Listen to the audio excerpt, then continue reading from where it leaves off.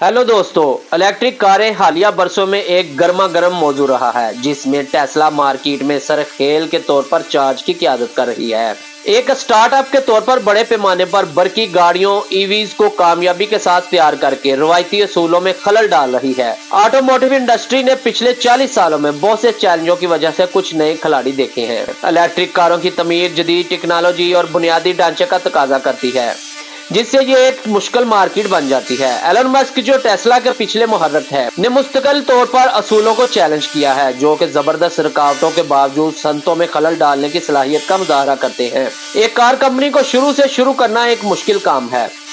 सिर्फ इलेक्ट्रिक कारों पर तवज्जो मरकूज करें, जिनकी मांग तारीखी तौर पर गैर यकीनी रही है।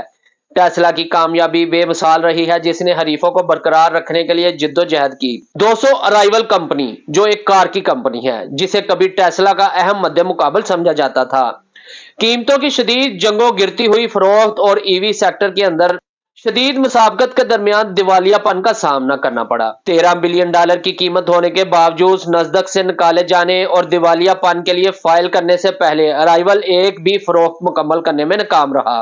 2015 में कायम किया गया अराइवल ने इब्तदाई तौर पर कार की पैदावार के लिए अपने मुनफरद अंदाज के साथ माइक्रो फैक्ट्रियों और मॉड्यूलर पुर्जों का इस्तेमाल करते हुए दिलचस्पी और सरमायाकारी हासिल की। हम कंपनी ने सप्लाई चेन में रुकावटों, बढ़ते हुए अखराजात और बढ़ती हुई मुसाफकत जैसे चैलेंजों पर काबू पाने के लिए जद्दोजहद की। यूपीएस जैसी कंपनियों के साथ शराकत के बावजूद, जिसने 2020 में 10,000 इलेक्ट्रिक ट्रकों का ऑर्डर दिया, अराइवल अपनी इब्तदाई रफ्तार से फायदा नहीं उठा सकी। कंपनी का अपनी अमेरिकी वैन प्रोडक्ट पर तवज्जो मरकूज करने और इसके बस प्रोजेक्ट में अखीर का फैसला लागत में कमी की कोशिश थी, लेकिन यह दिवालियापन को रोकने के लिए काफी नहीं था। चूंकि अराइवल कंपनी को लिक्विडेशन का सामना है, इसके बरतानिया के 170 मुलाजमीन गैर यकीनी मुस्तकबिल के साथ रह गए हैं।